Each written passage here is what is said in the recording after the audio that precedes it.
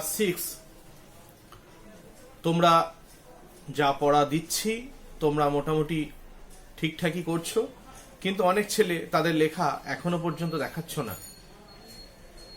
যাদের আমি সঙ্গে সঙ্গে দেখে নিচ্ছি তাদের সঙ্গে সঙ্গে আমি রিপ্লাই করছি, যাদের সঙ্গে দেখা হচ্ছে না আমি পরে রিপ্লাই করছি, এবং অবশ্যই তোমাদের খাতাগুলো আমি দেখব।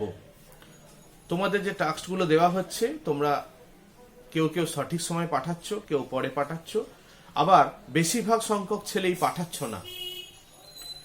এটা কিন্তু তোমাদের কাছে মোটেই কাম্য নয়। আমি আশা করি তোমাদের যে টাস্কটি দেয়া হোক না কেন বাড়ির জন্য, তোমরা সেগুলো লিখে দেখাবে। সেই উদ্দেশ্য নিয়েই কিন্তু তোমাদের এইটি দেখানো বা এইটি লিখতে দেওয়া হয়। যাই হোক, এর আগের দিন আমরা সন্ধি সম্পর্কে আলোচনা করেছিলাম। কেউ কেউ দেখেছো, কেউ কেউ লিখে পাঠিয়েছো। যারা পাঠিয়েছো তাদেরকে আমি ধন্যবাদ জানাই। আমি আজকে তাদের নামগুলো প্রকাশ করতে পারলাম না, তবে আমার ইচ্ছা ছিল যারা লিখে পাঠিয়েছো তাদের নামগুলো বলে দেওয়ার। এর পরের দিন আমি ওটা চেষ্টা করব। আজকে তোমাদের যে বিষয়টি পড়ানোর কথা, পাইন দাঁড়িয়ে আকাশে নয়ন তুলি, এই সম্পর্কে। তো আমরা প্রথমে কবির যে ভাবনা সেটা তুলে ধরব, তারপর কবি তার জীবনী সম্পর্কে কিছু আলোচনা করব, এবং তারপর আমরা পড়ার মধ্যে আসব। তাহলে কবি এই কবিতাটা দুটো স্ট্যান্জারের মধ্যে লিখেছেন। একটি মরু তটের কথা এবং আরেকটি পাইন গাছের বা পাইন, যেটা আমরা জানি যেগুলো পাহাড়ি এবং বরফের এলাকায় পাওয়া যায়, এবং আরেকটি গাছ পাম বলে নাম, সেটি মরু তটের মধ্যে পাওয়া যায়। তারা তাদের বাসস্থান এবং তাদের জীবন ধারণ পদ্ধতি সম্পর্কে মোটেই সন্তুষ্ট নয়। তাদের দুঃখ, তাদের কষ্ট এবং তারা যে এক সূত্রে বাঁধা, এই বিষয়টি কবি এখানে বারবার উপস্থাপন করেছেন। পাইন তাদের যে পরিবেশ, তার জীবনযাত্রা, তার প্রকৃতি, তার ভাবনা এবং তার যে আত্মপরিচয়, সেখানে যে তার মনে কষ্ট, সেটি এখানে ভীষণভাবে প্রকাশ পেয়েছে। সেই যে তোমার বরফ সংকুল অঞ্চলে তার যে অবস্থান, সেই সম্পর্কে। আবার একইভাবে পাম গাছের কথা কবি এখানে বলেছেন, তার যে মরুতট অর্থাৎ গরম যে অবস্থার মধ্যে তার জীবন ধারণ, সেখানেও তার কষ্টের মধ্যে জীবন ধারণ করতে হয়। কবি এখানে মূল যেটি বলতে চেয়েছেন, যে উভয়ের মধ্যে যে খারাপ দিকগুলো আছে, যেগুলো কষ্ট দেয় তাদেরকে, তারা যদি সেইটিকে আড়াল করে তাদের মধ্যে যে ভাবনার জায়গাটা, তাদের যে ভালো লাগার বিষয়টা নিয়ে তারা বেঁচে থাকতে পারতো, তাহলে হয়তো তারা বেঁচে অনেক বেশি সুখ পেত, আনন্দ পেত, কিন্তু তারা সেটা করতে পারেনি। তো এই সম্পর্কে আমরা কবিতাটা পড়বো। কবিতার বিষয়বস্তু সম্পর্কে মোটামুটি এই ধারণা তোমরা পেয়েছো নিশ্চয়। এরপর আমরা কবি পরিচিতি সম্পর্কে জেনে নিই। তোমরা এগুলো লিখে নিলে ভালো হয়। তোমরা দেখতে থাকো। পাইন দাঁড়িয়ে আকাশে নয়ন তুলি, কবি হাইনরিখ হাইনে। দেখো, তার জন্ম বৃত্তান্ত বলতে গেলে প্রথমেই হাইনরিখ হাইনে জন্মগ্রহণ করেন 1797 খ্রিস্টাব্দে। তিনি তার জন্মস্থান অর্থাৎ জার্মানির রাইন নদীর তীরে ডুসেলডর্ফ বলে একটি শহর আছে, সেই শহরে তিনি জন্মগ্রহণ করেন। কবির প্রথম কবিতা প্রকাশিত হয় 1817 খ্রিস্টাব্দে, অর্থাৎ হাইনরিখ হাইনে জার্মানি কবি হিসাবে পরিচিত। তার প্রথম কবিতা 1817 খ্রিস্টাব্দে প্রথম কবিতা প্রকাশিত হয়। তার বিখ্যাত গ্রন্থ হাতস যাত্রা প্রকাশিত হয় 1826 খ্রিস্টাব্দে। 1827 খ্রিস্টাব্দে প্রকাশিত বিখ্যাত কাব্য গীতিগ্রন্থ, যেটার নাম ছিল বাচদের লাইডার, এটা জার্মানির ভাষা, যার বাংলা করলে দাঁড়ায় উত্তর সাগর গীতিকা, এই উত্তর সাগর গীতিকা প্রকাশিত হয় 1827 খ্রিস্টাব্দে। এছাড়া তার বিখ্যাত কয়েকটি কাব্যগ্রন্থ আছে, যেমন নতুন কবিতা, জার্মানি এক শীতের রূপকথা ইত্যাদি। তার কয়েকটি আলোচনা বিষয়ক গ্রন্থও রয়েছে, যেমন ফরাসি পরিস্থিতি, রোম্যান্টিক কাব্যধারা, ধর্মের ইতিহাস প্রভৃতি। কবি হাইনরিখ হাইনে 1856 খ্রিস্টাব্দে মৃত্যুবরণ করেন। এই হলো হাইনরিখ হাইনের সম্পর্কে কিছু ধারণা। এবার আমরা পাইন দাঁড়িয়ে আকাশে নয়ন তুলির বিষয়বস্তু সম্পর্কে আলোচনা করব।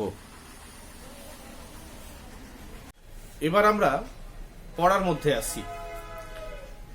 দেখো, তোমরা খুলে নাও 16 পেজ, কারো কারো অন্য বই থাকলে পেজ নাম্বার ডিফারেন্স হতে পারে।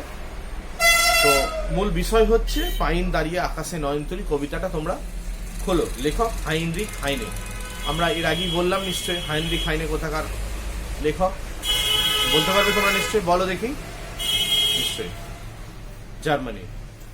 দেখো কি বলছে, একদম নিচে দেখো শেষে লেখা আছে অনুবাদ করেছেন, অর্থাৎ এটা ইংরেজি বা ফরাসি যেহেতু এটি জার্মানির কবি, তাই জার্মানি ভাষাতেই লেখা থাকার কথা। তো সেটা বাংলায় অনুবাদ যিনি করেছেন তার নাম সৌমেন্দ্রনাথ ঠাকুর। মনে রাখবেন। এবার আমরা পড়ার মধ্যে আসছি। দেখো, উত্তরে বুনো নগ্ন পাহাড় পরে দাঁড়ায়ে পাইন আকাশে নয়ন তুলে। তাহলে উত্তরে বুনো নগ্ন পাহাড় মানে একাকী, যেন একটা পাইন গাছ দাঁড়িয়ে আছে একাকী, সে বুনো নগ্ন পাহাড়ে, অর্থাৎ ফাঁকা জনাকীর্ণ একটা জায়গা। সেই জায়গায় একটি পাইন গাছ মাথা তুলে দাঁড়িয়ে আছে আকাশে নয়ন তুলে, অর্থাৎ বড় হয়ে, সেখানকার শ্রেষ্ঠ গাছ পাইন নয়ন তুলে দাঁড়িয়ে আছে আকাশে। তারা যেন সেই নির্জনতার সাক্ষী হয়ে দাঁড়িয়ে আছে। যেন বরফে রূপলি কাপড় পরে স্বপ্ন সে দেখে দিনরাত দুলে দুলে। তাদের মনে যে সৌন্দর্যের স্বপ্ন প্রতিনিয়ত বাসা বেঁধে আছে, প্রতিনিয়ত যে স্বপ্ন তারা দেখে বা সে দেখে, সে রূপলি কাপড় পরে স্বপ্ন যে দিনরাত দেখে, সে সৌন্দর্যের স্বপ্ন, সেই স্বপ্ন শুনে শুনে সে ভেবে ভেবে নিজের শরীর দুলে দুলে সেটি সে উপভোগ করতে চায়, কিন্তু তার বুকে ব্যথা জমে আছে। এটা গেল একটা স্ট্যাঞ্জার। এটা আমরা জানলাম পাইন গাছ সম্পর্কে লেখা। ঠিক আর 4 লাইন লেখা আছে, দেখো, স্বপ্ন সে দেখে দূরে মরুভূমি পড়ে, সেই দেশে যেথা প্রভাতে সূর্য ওঠে। তাহলে শীত প্রধান এলাকা, সেখানে সূর্য ওঠে না, কিন্তু দূরে যেখানে মরুভূমি আছে সেই মরুভূমির স্বপ্ন দেখে পাইন গাছ। সেখানে সূর্য ওঠে, কত সুন্দরভাবে সোনালি চাদর পরে সূর্য ওঠে, সেই সূর্যের আলোয় চারিদিক একাকার হয়ে যায়, সেই স্বপ্ন দেখছে পাইন গাছ। তপ্ত পাহাড়ে বেদনায় বুক ভরে দাঁড়ায় রয়েছে পাম গাছ মরু তটে। তাহলে যার স্বপ্ন দেখছে সেই মরু তটের স্বপ্ন, সেই মরু তটে দাঁড়িয়ে আছে পাম গাছ, কিন্তু পাম গাছের মনে খুব কষ্ট, সেও সন্তুষ্ট নয় এই মরুভূমিতে থেকে। যেটি পাইন গাছের স্বপ্ন যে ওই জায়গায় থাকলে আমি আরো কত ভালো হতে পারতাম, কিন্তু পরক্ষণে দেখতে পাচ্ছি যে মরুতটে যে দাঁড়িয়ে আছে পাম গাছ, সে কিন্তু কষ্ট পাচ্ছে, তীব্র দাবদাহের মধ্যে জ্বলে যাচ্ছে, একটু জলের ছিটে ফোটা নেই, একটু আরাম নেই, শান্তি নেই। তো এই পাম গাছ আর পাইন গাছের মূল ঘটনা। এরপর আমি কিছু প্রশ্ন তোমাদের দেব, সেইগুলো তোমরা লিখে আমাকে পাঠাবে। দেখো, একের দাগে কিছু প্রশ্ন আছে। কবি হাইনরিখ হাইনের জন্মস্থান কোথায়? আলোচনা করা হয়েছে। পরের প্রশ্ন, কবি হাইনরিখের লেখা দুটি কবিতার বইয়ের নাম লেখো। আলোচনা করা হয়েছে। কবি হাইনের লেখা দুটি গদ্য গ্রন্থের নাম লেখো। আলোচনা করা হয়েছে। তারপর দেখো, 3 দাগের কিছু প্রশ্ন আছে, নিচের প্রশ্নগুলো দু একটি বাক্যে উত্তর দাও। পাইন গাছ সাধারণত কোন অঞ্চলে দেখতে পাওয়া যায়, আমরা আলোচনা করলাম। পাইন গাছ কি ধরনের পোশাক পরে আছে বলে কবির মনে হয়েছে, লিখবে। পাম গাছ কোথায় দাঁড়িয়ে আছে, সব আলোচনা করা হয়েছে, তোমাদের নোটবইয়ের কোনো প্রয়োজন নেই, তোমরা নিজেরাই লিখতে পারবে।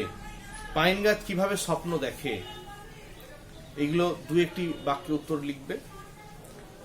তারপর দেখো নিচের প্রশ্নগুলি উত্তর নিজের ভাষায় লেখো। এগুলো একটু ব্যাখ্যামূলক প্রশ্ন হবে, তোমরা নিজে বুদ্ধি করে এগুলো লিখবে। পাম গাছের বুক বেদনায় ভরা কেন, পাইন গাছ কি স্বপ্ন দেখে। তারপরের প্রশ্ন, বরফের দেশের পাইন গাছ মরুভূমির পাম গাছের স্বপ্ন দেখে কেন। তাহলে পাইন গাছ পাম গাছের স্বপ্ন কেন দেখছে। এই প্রশ্নগুলো তোমরা উত্তর লিখে আমাকে পাঠিয়ে দেবে, ঠিক আছে? এবং প্রত্যেকেই লিখবে এই আশা করি। আজকে এই পর্যন্তই, আবার পরের ক্লাসে তোমাদের সাথে দেখা হবে।